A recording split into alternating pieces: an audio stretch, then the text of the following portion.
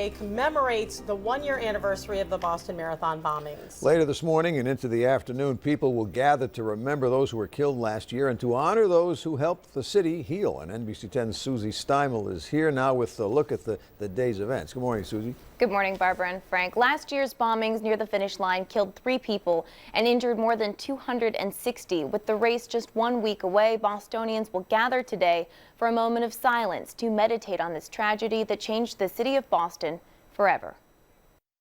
It was 2:49 p.m., April 15th, 2013. 2 bombs exploded near the finish line, changing the city of Boston, its race, and its people forever. I think it's going to be a hard day for them, obviously, a year anniversary, but I think it's an important step in the healing process and also a healing process for the city. It's a principle every runner knows well, that each recovery day is just as important as each training day. You have to take time to recover so that you can come back stronger. Boston will celebrate that notion with a somber ceremony Tuesday. Boston is a resilient town. We bounce back from that. It's always going to be in our hearts and minds.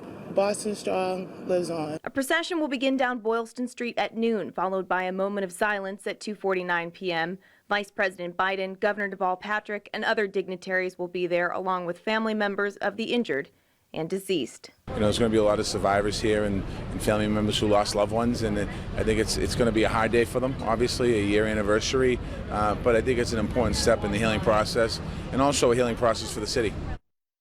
With high-profile visitors like Vice President Joe Biden in attendance, today will jumpstart the increased security measures and street closures that Bostonians have been anticipating the week before the race. In the studio this morning, Susie Steimel, NBC 10 News.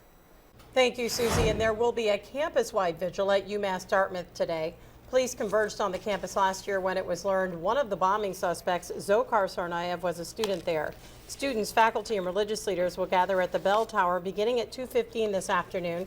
The vigil will include speeches, a ringing of the bells, and a moment of silence. This one-year remembrance has also brought Rhode Island native Katherine Russell back to the spotlight temporarily. She was on the front page of Yahoo and recently the subject of a feature article in the New York Post. Russell's lawyer says she has received death threats. You'll recall she is the widow of marathon bomber Tamerlan Tsarnaev. Both of the articles say the North Kingstown native has kept a very quiet profile and that she is not seen outside her parents' home anymore.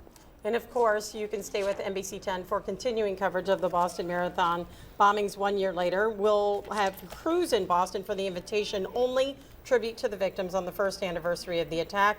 As Susie mentioned, Vice President Joseph Biden will be speaking at the Heinz Convention Center, and you can watch a live stream of that ceremony on turn10.com beginning at noon. And our coverage will resume Easter Sunday night and Marathon Monday in Boston.